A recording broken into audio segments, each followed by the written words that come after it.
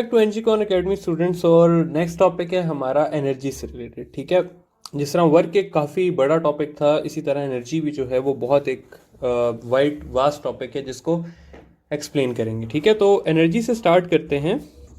Energy को define किया जाता है कि energy is ability of a body to do work. ठीक है, अगर मैं इसको सिंपल वर्ड्स में एक्सप्लेन करूं तो जिस बॉडी के पास एनर्जी होती है वो वर्क करने की सलाहियत रखती है। ठीक है, तो ये है बेसिकली एनर्जी। एनर्जी को अगर मैं क्लासिफाई करूं तो एनर्जी को हम दो मेजर कैटेगरीज में क्लासिफाई करते हैं, और वो है हमारे पास पोटेंशियल एनर्जी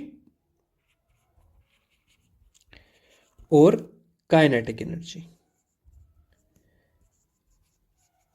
पोटेंशियल एनर्जी जो है वो होती है बाय वर्च्यू ऑफ रेस्ट। ठीक है, और काइनेटिक एनर्जी होती है बाय वर्च्यू ऑफ मोशन। आगे फर्दर पोटेंशियल एनर्जी को हम क्लासिफाई करते हैं मैकेनिकली, या कह लें तो इस तरह। हम किताब में हमारे पास तीन major forms of potential energy given है। एक है हमारे पास ग्रेविटेशनल पोटेंशियल एनर्जी, एक है हमारे पास इलास्टिक पोटेंशियल एनर्जी, और फाइनली जो है वो है हमारे पास electric potential energy. Electric potential energy already हम पढ़ चुके हैं, इसलिए हम इस पे इतना नहीं जाएंगे, लेकिन हमारा फोकस इस चैप्टर में इलास्टिक और ग्रेविटेशनल पे रहेगा। इलास्टिक को हम फर्दर एलेबोरेट जो है वो करेंगे चैप्टर नंबर 7 में एसएचएम के टॉपिक में। तो फिलहाल हम ग्रेविटेशनल पोटेंशियल एनर्जी और थोड़ी सी इंटर कन्वर्जेंस को देखेंगे। ग्रेविटेशनल पोटेंशियल एनर्जी की इक्वेशन होती है mgh। इलास्टिक पोटेंशियल एनर्जी की इक्वेशन होती है हमारे पास हाफ के एक्स स्क्वेयर, जिसमें के जो है वो स्प्रिंग कांस्टेंट है और एक्स जो है वो है हमारे पास कंप्रेशन या एक्सटेंशन। और इलास्टिक पोटेंशियल एनर्जी की इक्वेशन होती है हमारे पास डेल्टा वी इंटू क्यू, जहां पर वी जो है वो पोटेंशियल डिफरेंस है और क्यू जो है वो चार्ज है। काइनेटिक एनर्जी की दो मेजर इक्वेशंस ही हमारे काम की हैं, जो कि है एक हाफ एम वी स्क्वेयर है, और दूसरी जो हमने पढ़ी थी मोमेंटम के टॉपिक में P square divided by 2m। तो ये है क्या एनर्जी का एक जनरलाइज सा कॉन्सेप्ट जो हमारे आगे बहुत यूज होगा, कि एनर्जी को हम दो टाइप्स में क्लासिफाई करते हैं, पोटेंशियल एनर्जी और काइनेटिक में, और ये है इनकी फर्दर सब डिविजन। अच्छा, अब कुछ जगहों पे आ जाता है कि जी mechanical energy, electrical energy, light energy, sound energy, ये सब भी तो एनर्जीज हैं। तो ये बात बिल्कुल ठीक है, लेकिन ये फर्दर सब फॉर्म्स हैं काइनेटिक और पोटेंशियल की। फॉर एग्जांपल अगर मैं कहूँ कि वाटरफॉल से जो एनर्जी है तो वो पोटेंशियल एनर्जी है जो कि कन्वर्ट हो रही है काइनेटिक में। साउंड होगी, लाइट होगी, दोनों के पास काइनेटिक एनर्जी होती है। तो इस तरह से ये भी जो है फर्दर किसी इन्हीं की डिविजन है। ठीक है, अच्छा आगे अगर हम जाएं तो हम देख लेते हैं एनर्जी का थोड़ा सा और। तो एनर्जी जो है वो हमारे पास एक स्केलर क्वांटिटी है, और एनर्जी का जो एसआई यूनिट है हमारे पास वो है जूल। ठीक है, एनर्जी के और भी बहुत सारे यूनिट हैं जो कि हम यूज करते हैं, लेकिन उसमें से जो दो मेजर यूनिट्स हैं और जो ऑलरेडी हम पढ़ चुके हैं उनकी रिवीजन कर लेते हैं, और वो है किलोवाट आवर और इलेक्ट्रॉन वोल्ट। किलोवाट आवर जो है वो लार्जेस्ट यूनिट ऑफ है हमारे पास एनर्जी, और 1 किलोवाट आवर जो है वो इक्वल होता है 3.6 मेगा जाउल्स के, और 1 इलेक्ट्रॉन वोल्ट जो है वो इक्वल होता है 1.6 exponent 10 raise to the power -19 joules के। ठीक है, तो ये है मेरे पास क्या एनर्जी की डिवीजन, के एनर्जी को हम किस तरह से क्लासिफाई करते हैं और एनर्जी की क्या यूनिट्स हैं और किस तरह से उसके यूनिट्स को फर्दर हम डिवाइड करते हैं। अगली चीज पे जाते हैं जो कि मेरे हिसाब से न्यूमेरिकल सॉल्व करने के लिए सबसे इंपॉर्टेंट टॉपिक है, और सारे न्यूमेरिकल्स मैंने यूजुअली देखे भी आते इसी से हैं, और वो है हमारे पास वर्क एनर्जी प्रिंसिपल। अच्छा जी, वर्क एनर्जी प्रिंसिपल क्या है? वर्क एनर्जी प्रिंसिपल के मुताबिक कि work and energies are interconvertible. इसका मतलब क्या है? इसका मतलब यह है कि वर्क और एनर्जी गायब कभी नहीं होते, वो एक दूसरे में चेंज हो जाते हैं। कुछ 4-5 एग्जांपल्स लेके चलते हैं। पहली एग्जांपल लेके इस तरह से चलते हैं। मैं कहता हूं कि एक गाड़ी जो है वो रेस्ट पे खड़ी हुई है, इसकी वेलोसिटी 0 है। मैं इसके ऊपर फोर्स लगाता हूं और ये मूव करने लगती है। तो यानी कि एफ डी, मैंने इसके ऊपर वर्क लगाया है, मैंने इसके ऊपर डब्ल्यू अप्लाई किया है, लेकिन जब ये मूव करने लग गई है तो इसके पास काइनेटिक एनर्जी आ गई है। तो मैंने वर्क को चेंज किया है किसमें? काइनेटिक एनर्जी में। आगे जाते हैं, अगली एग्जांपल को देखते हैं। मैं कहता हूं कि एक बॉल है, वो एक हाइट एच पे पड़ी हुई है, ठीक है। जब मैं उसे ड्रॉप करूंगा तो वो यहां पर आएगी, तो उसकी पोटेंशियल एनर्जी लूज होगी और वो किस में कन्वर्ट होगी? काइनेटिक एनर्जी में होगी। तो यहां पे मैंने पोटेंशियल एनर्जी को कन्वर्ट किया है काइनेटिक एनर्जी में। एक और चीज कहते हैं कि जी इसी का एक और केस लेके चलते हैं। लेट्स से मैं कहता हूं एक स्प्रिंग है, उस स्प्रिंग के ऊपर मैं फोर्स लगाता हूं कंप्रेशन की, ठीक है। तो वो स्प्रिंग मूव करेगा, यानी कि वो डिस्प्लेसमेंट कवर करेगा। तो यहां पर मैंने वर्क को कन्वर्ट किया है इलास्टिक पोटेंशियल एनर्जी में, यानी कि half K x not square में, या मैं इसको इस तरह भी लिख सकता हूं कि पोटेंशियल एनर्जी इलास्टिक में। फाइनल एक और एग्जांपल आखिरी लेके देखते हैं कि ये है जी मेरे पास एक चार्ज पॉजिटिव, और मैं एक और पॉजिटिव चार्ज को इसके पास लेके आता हूं, ठीक है। जब मैं इस चार्ज को इसके पास लेके आऊंगा तो मैंने इस पे फोर्स की है और इसने डिस्प्लेसमेंट कवर की है, लेकिन इसके पास इस वर्क के नतीजे में इलेक्ट्रिक पोटेंशियल एनर्जी स्टोर हुई है। तो गर्ज ये कि मैं एनर्जी को एक फॉर्म से दूसरी फॉर्म में कन्वर्ट कर सकता हूं, मैं वर्क को एनर्जी में और एनर्जी को वर्क में कन्वर्ट कर सकता हूं, लेकिन मैं इनको गायब नहीं कर सकता, ठीक है। और इस कॉन्सेप्ट को अगर हम आगे लेके चलें तो मैं एक इक्वेशन पढ़ाता होता हूं, और वो इक्वेशन कुछ इस तरह से है कि work is equal to F dot D is equal to gain in kinetic energy, या इसको ऐसे भी लिखा जा सकता है कि half M V F square minus V I square, या गेन इन पोटेंशियल एनर्जी, या एम जी एच, या हाफ के एक्स स्क्वेयर, या इसको मैं इक्वल लिख सकता हूं पी स्क्वेयर बाय 2m के, ठीक है। तो ये है मेरे पास एक मेगा इक्वेशन। इसके मैं नंबरिंग कर देता हूं 1 2 3 4 5 6 7 और 8। और अब आप लोगों से सवाल करना शुरू करता हूं और आप लोगों से पूछता हूं कि किस सवाल में आप कौन सी इक्वेशन यूज करें, ठीक है। पहला सवाल कर लेते हैं जी कि यहां पे फर्स्ट क्वेश्चन है हमारे पास। सवाल है कि 100 joule work is done on a body 10 kg at rest, what will be the velocity of a body. ये इसको मैं यहाँ पे शॉर्टकट करने के लिए सिंपल ऐसे वेलोसिटी को लिख देता हूँ।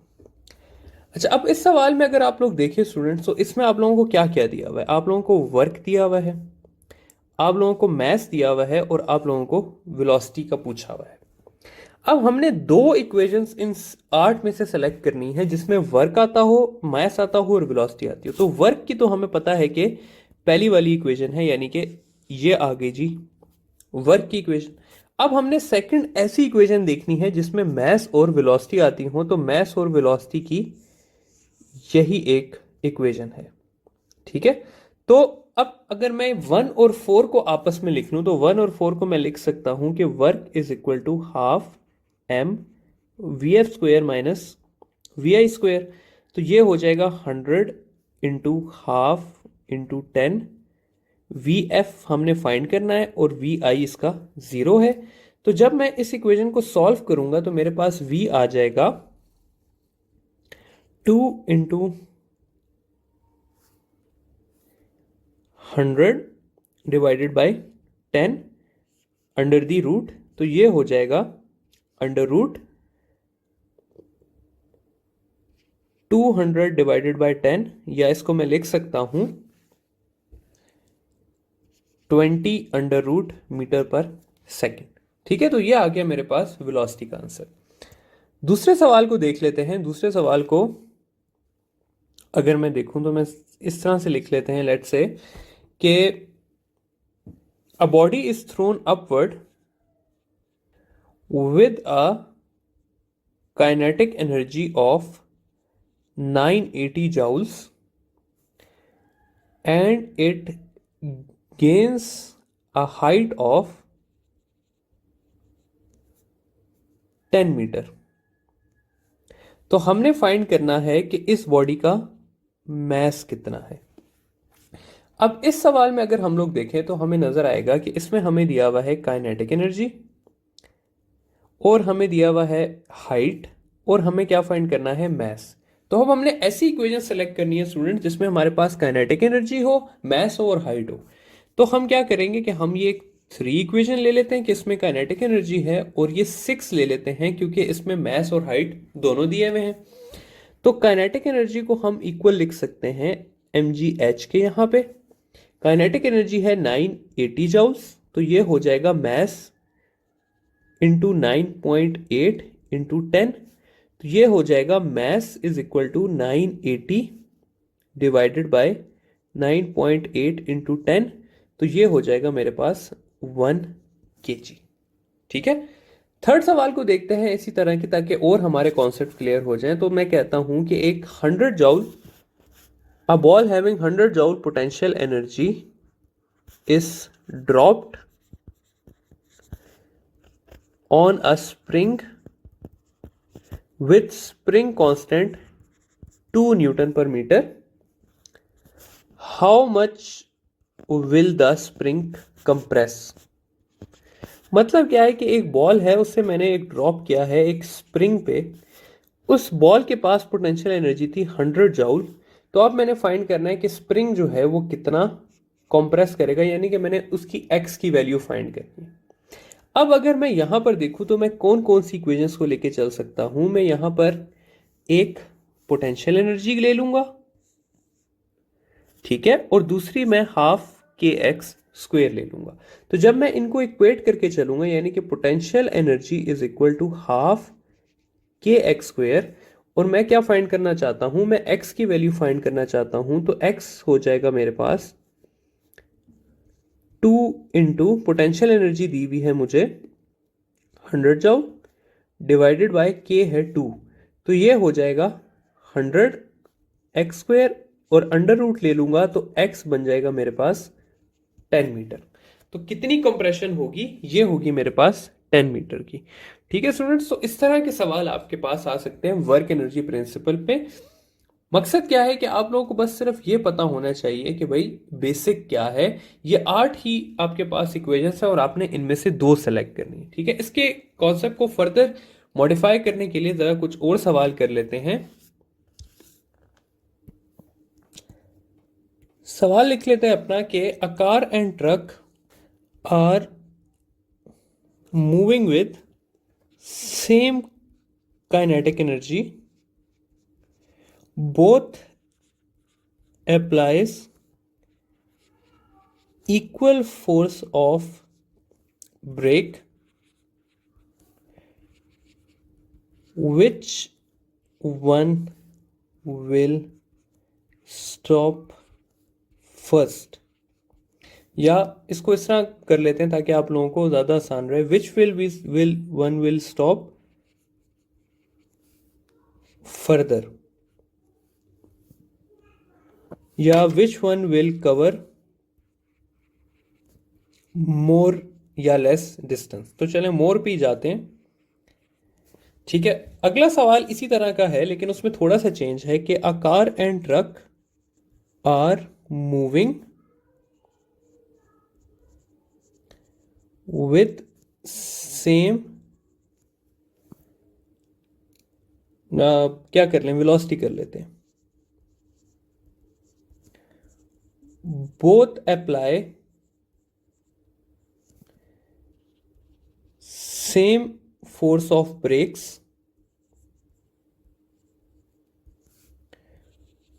which will cover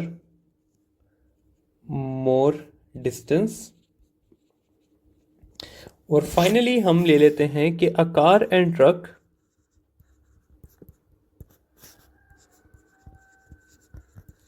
are moving with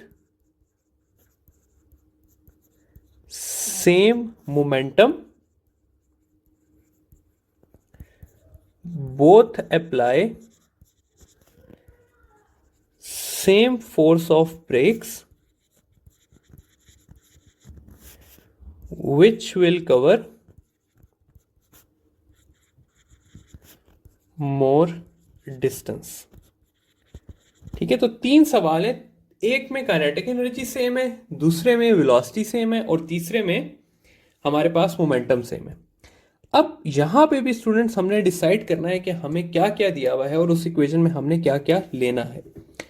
इसमें हमें काइनेटिक एनर्जी दी हुई है, फोर्स दी हुई है और डिस्टेंस का पूछा हुआ है। तो ऐसी दो इक्वेशंस चाहिए जिसमें काइनेटिक एनर्जी हो, फोर्स हो और डिस्टेंस हो। तो काइनेटिक एनर्जी का अगर मैं देखूं तो काइनेटिक एनर्जी का फोर्स और डिस्टेंस के साथ ये बनता है, kinetic energy is equal to F T. यहां पर फोर्स जो है वो क्या है, कांस्टेंट है, तो मैं लिख सकता हूं कि kinetic energy is directly proportional to D. अगर काइनेटिक एनर्जी सेम है तो डिस्टेंस भी क्या होगा, सेम होगा, तो मैं लिखूंगा कि both will cover same distance. दूसरे सवाल पे अगर आए तो इसमें क्या दिया हुआ है, इसमें हमें दिया हुआ है कार और ट्रक यानी कि मैसेज दिए हुए हैं हमें। ठीक है, मैसेज हमें दिए हुए हैं, मूविंग विथ सेम वेलोसिटी। अगली चीज हमें क्या दी हुई है, वेलोसिटी दी हुई है। Apply same force of brake और किसका पूछा हुआ है, डिस्टेंस का। तो हमें मैस, वेलोसिटी, डिस्टेंस और फोर्स के वेरिएबल दिए हुए हैं। तो अगर मैं इसको करना चाहूं तो मैं लिख सकता हूं कि F D is equal to half M V square. अब इसमें अगर हम देखें स्टूडेंट्स तो हमें वेलोसिटी दोनों की कांस्टेंट दी हुई है और फोर्स जो है वो दोनों की कांस्टेंट दी हुई है। तो इसलिए मैं लिख सकता हूं कि distance is directly proportional to M, यानी कि जिसका मैस ज्यादा होगा उसका डिस्टेंस ज्यादा होगा। इसलिए हम लिखेंगे कि truck will cover more distance. आखिरी सवाल की तरफ आते हैं। आखिरी सवाल में इस तरह से दिया हुआ है कि कार और ट्रक यानी कि मैसेज दिए हुए हैं मूविंग विथ सेम मोमेंटम। अब मोमेंटम दिया हुआ है और फोर्स दिया हुआ है, यानी कि मोमेंटम दिया हुआ है, फोर्स दी हुई है और हमें डिस्टेंस का पूछा हुआ है। तो उन इक्वेशंस में से मैं लिख सकता हूं कि force into distance is equal to P square by 2m। तो इसमें क्या है कि फोर्स हमें कांस्टेंट है और मोमेंटम हमारे पास कांस्टेंट है। तो मैं लिख सकता हूं कि d is inversely proportional to m, यानी कि जिसका मैस कम होगा वो डिस्टेंस ज्यादा कवर करेगा, या car will cover more distance. ठीक है, तो ये है मेरे पास क्या, वर्क एनर्जी प्रिंसिपल, कि उसको हम किस जगह पे किस तरह से अप्लाई करते हैं। अच्छा, वर्क एनर्जी प्रिंसिपल से रिलेटेड ही हमारे पास एक टॉपिक है कि inter conversion of potential and kinetic energy in vertical motion. थोड़ा सा उसको भी आगे लेके चलते हैं। अच्छा जी, या इसको, इस टॉपिक को ऐसे भी लिख सकते हैं कि energy conservation in vertical motion. ठीक है, तो दोनों एक ही बात है। अच्छा, इस टॉपिक को करना कैसे है, समझना कैसे, इसको इस तरह से कंसिडर करते हैं कि हम कहते हैं हमारे पास एक बॉल है जो कि पड़ी हुई है एट अ हाइट h पे फ्रॉम द ग्राउंड। ठीक है, बॉटम पे क्या होगा कि इसकी जो टोटल एनर्जी होगी वो क्या होगी, टॉप पे हम कहते हैं कि इसकी टोटल एनर्जी क्या होगी। बीच में हम दो और पॉइंट्स कंसिडर कर लेते हैं। एक हम बिल्कुल सेंटर में कंसिडर कर लेते हैं जहां पे हाइट जो है वो h/2 है, और एक कोई हम रैंडम पॉइंट मोशन के दौरान कंसिडर कर लेते हैं। तो हमने चार पॉइंट्स बेसिकली देख लिए। अगर हम टॉप पे बात करें, बल्कि इसको अलग से डिटेल से कर लेते हैं, तो सबसे पहले बात करते हैं एट टॉप की। टॉप पे स्टूडेंट्स क्या होता है कि जो टोटल एनर्जी होती है वो इक्वल होती है पोटेंशियल एनर्जी के या mgh के, और टॉप पे काइनेटिक एनर्जी जो है वो हमारे पास होती है 0। या मैं लिख सकता हूं कि 100% जो एनर्जी है वो पोटेंशियल एनर्जी होती है और 0% एनर्जी जो है वो काइनेटिक एनर्जी होती है। सेकंड पे अगर हम बात करें बॉटम की, तो एट बॉटम के बारे में मैं लिख सकता हूं कि बॉटम पे जो टोटल एनर्जी होती है वो होती है काइनेटिक एनर्जी के या हाफ mv² के, और जो पोटेंशियल एनर्जी होती है वो हमारे पास 0 होती है, या 100% एनर्जी जो होती है वो मेरे पास काइनेटिक एनर्जी होती है और 0% एनर्जी जो है वो पोटेंशियल एनर्जी होती है। अगर मैं मिड पॉइंट की बात करूं तो एट मिड पॉइंट क्या होता है कि टोटल एनर्जी इक्वल होती है मेरे पास kinetic energy plus potential energy के, या mgh प्लस हाफ mv² के। लेकिन यहां पर याद रखें कि इस जगह पे टोटल एनर्जी का 50% काइनेटिक एनर्जी होता है और टोटल एनर्जी का 50% जो है वो पोटेंशियल एनर्जी होता है। ठीक है, तो अगर मैं आपसे सवाल करूं कि एक बॉडी जिसकी टोटल एनर्जी एट टॉप जो है when it is at a height of 100 metre वो है 100 जाउल्स, तो उसकी पोटेंशियल एनर्जी एट 50 मीटर कितनी होगी? तो इसका आंसर होगा 50 जाउल्स, कि टोटल एनर्जी का कितना हो जाएगी? हाफ हो जाएगी। ठीक है, तो ये है मिड पॉइंट की डिटेल्स। फाइनली हम आते हैं अपने एक रैंडम पॉइंट पे जो कि सबसे ज्यादा आने वाली चीज है, यानी कि इस फोर्थ पॉइंट पे आ जाते हैं। तो फोर्थ पॉइंट पे जो टोटल एनर्जी होती है वो इक्वल होती है मेरे पास potential energy plus kinetic energy के। इस पॉइंट पे जो पोटेंशियल एनर्जी है वो इक्वल होती है mgh के, और इसमें यह बात याद रखनी है कि ये h जो है ये हाइट बिलो द बॉडी है। ठीक है, ये बात याद रखनी है। इसको इस तरह भी लिखते हैं कि हाइट फ्रॉम ग्राउंड। और काइनेटिक एनर्जी की अगर मैं बात करूं तो काइनेटिक एनर्जी इक्वल होती है हाफ mv² के, और इसमें ये जो v है v² की इक्वेशन होती है 2gh, और इसमें ये जो हाइट है ये है हाइट अबव द बॉडी,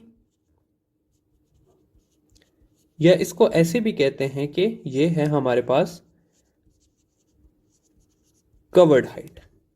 ठीक है, इसका एक सवाल कर लेते हैं ताकि आप लोगों की जो डाउट्स हैं वो क्लियर हो जाएं। सवाल मैं इस तरह से करता हूं कि a body is having a potential energy of 200 joule when it is at a height of 10 meter. What is its, बल्कि इस तरह कर लेते हैं कि body of mass 2 kg is having a potential energy of 200 joule at 10 meter.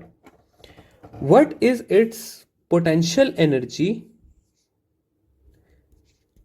when it is at a height of let's say 7 meter? या potential energy solve करना आसान है, इसको हम कह देते हैं काइनेटिक एनर्जी